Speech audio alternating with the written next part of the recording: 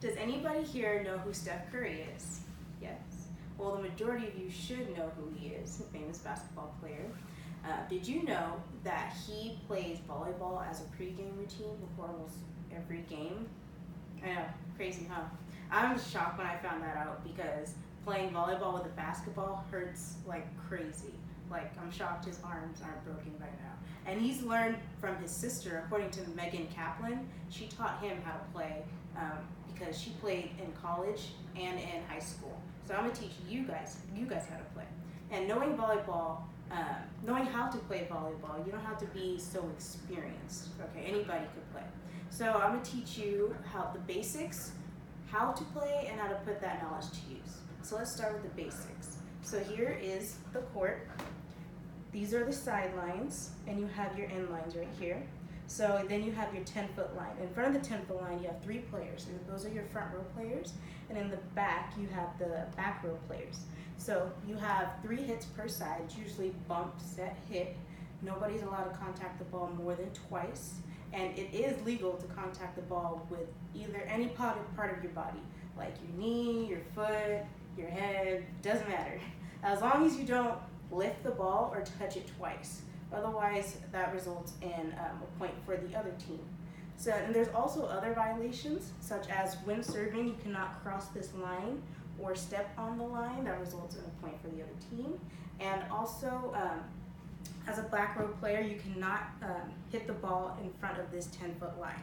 Okay, that is illegal. Only front row players are allowed to hit in front of this 10-foot line. So those are sort of some of the basics for you. So now that you have the basics, let's learn how to play. So how to play, it's usually bump, set, hit, pass, set, hit. Okay, so when you pass, usually the passers, like I said, are in the back row. And when you're passing, you're standing low with your knees bent, hands out in front. You always want to have your knees bent because you don't know where the ball could go, so it's easier to move like right here or right here. So you want to have your knees bent, hands out, and when passing, you have your right hand in a fist, and your left hand covers it, just like this.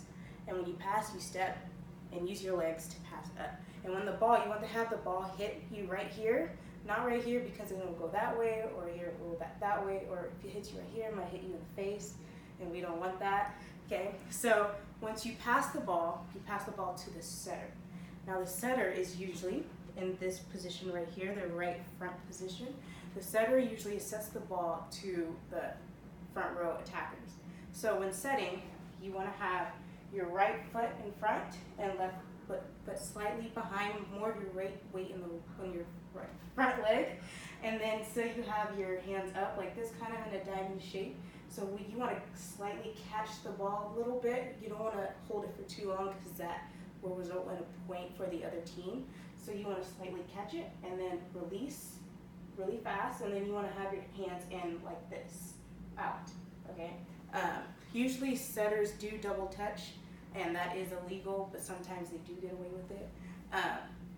So the setter has the option of setting it to the outside position, which is right here, or the middle position, okay? So once the setter sets the ball, usually they also stand underneath the ball. Always stand underneath because you don't want to be right in front because it's harder to step. So, so once the setter sets the ball, then it's time for the attacker. So for the attacker, there's a 3-step approach and a 4-step approach. You always want to start from behind the 10-foot line. So for the 3-step approach, it goes left, right, left. So the 3-step, you go left, right, and you have your arms back, and then when you're ready, you swing your arms up, pull your right arm back, and then swing like that. Okay, you never want to swing like this because then the ball will probably just go straight up, or it won't even go over the net. And when you want to start your approach, you want to wait till the ball is at its highest point after the ball has been set to you. Okay, so now you know how to pass, set, and hit, and you know the basics. So let's put that knowledge to use. So you're in a game, right? The other team serves it to you, comes to you, pass the ball, the setter sets it to the outside or in the middle position, and then the attacker attacks. So there are some key points. Usually as a passer, you want to call the ball. Usually we say mine, mine, mine, or I go, because it prevents players from colliding, or sometimes players might not even get the ball. So same with outside hitters or middle hitters. You want to call the ball, say that I want the ball. So outside, outside, I want to hit it, boom. So now you know how to play the basics and know how to put that knowledge to use. So I hope that you want to go out and play this sport. It's really fun, and by now you should be a little bit better than Steph Curry. So, thank you.